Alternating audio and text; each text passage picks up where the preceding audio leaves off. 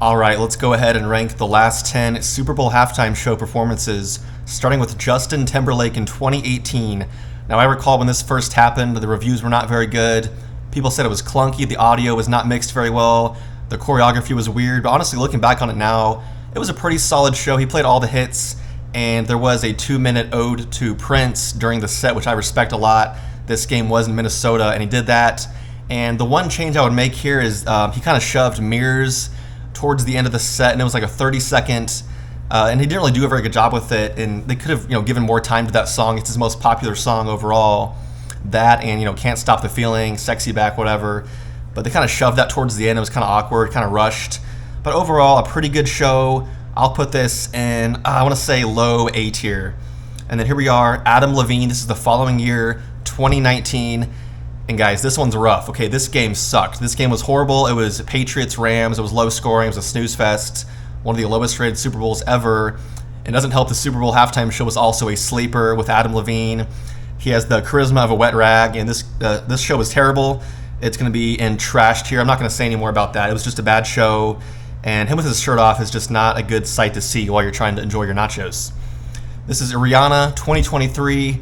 Guys, this is like the perfect show. I love this. She played all the good songs.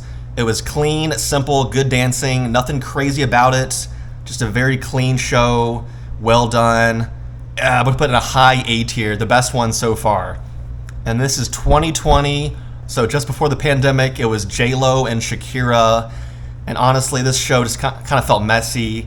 It just wasn't playing very well and kind of forgettable, honestly. Not horrible, though. It's going to be like low average, B tier. And then Usher last year, 2024. So this first half of the game was super boring, super low scoring, and Usher came in and saved the day. It was a great show, phenomenal dancing. I like when he had Love in This Club, and they brought out the marching band. It was so good. Such a nice little balance there between the band and the hip-hop, R&B, whatever. Definitely above average show. Not quite as good as Rihanna in 2023, but up there in A tier. And then Katy Perry, 10 years ago in 2015. So guys, Katy Perry was about 3 years too late to this show.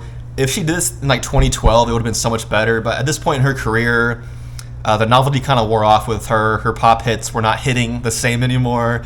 And yeah, this show was just, she's not a good live performer, guys. And it was just not up there. I know they had the meme with like the sharks and everything, but it was just so overrated. It's down there with Adam Levine and D tier or trash tier or whatever. And then, wow, we're going to Lady Gaga next. So the stark transition between Katy Perry and Lady Gaga, I know they're both pop, but like they couldn't be more different. Lady Gaga blows Katy Perry away here.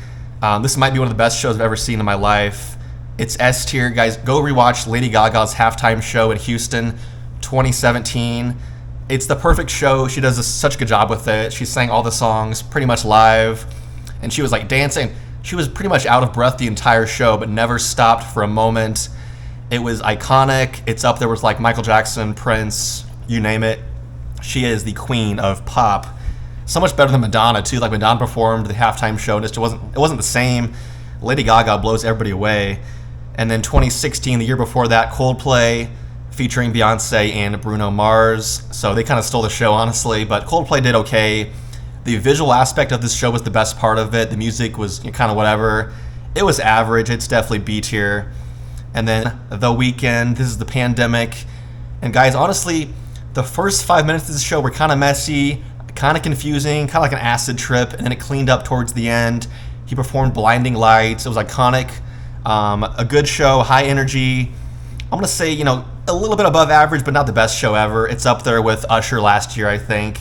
And then the last one here, 2022 in Los Angeles, Dr. Dre, Snoop Dogg, Mary J, Eminem, and a few others. But, this show's kind of forgettable.